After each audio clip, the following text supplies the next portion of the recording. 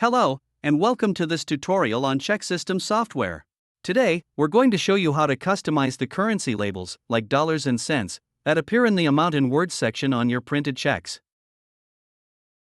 This feature is perfect for tailoring your checks. For example, you can change the currency from dollars and cents to pounds and pence, or you can remove the cents label completely. Let's show you how. The currency labels are set within each checkbook. To get started, go to the main menu and select Management, then click on Checkbook Management. A window will pop up showing a list of all your checkbooks. Find the one you want to edit in the list and double-click to open its settings. In this edit screen, look for the Currency Label section.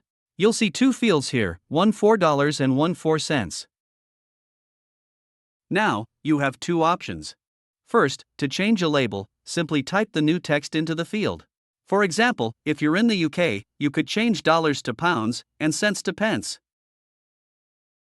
Second, if you want to remove a label completely, which is common for the cents field, just delete all the text from the box, leaving it blank. As in this demo, we will change the label to pounds and pence. Once you've made your changes, click the Save button at the bottom to update the checkbook. Now, let's open a check from this checkbook to see the result.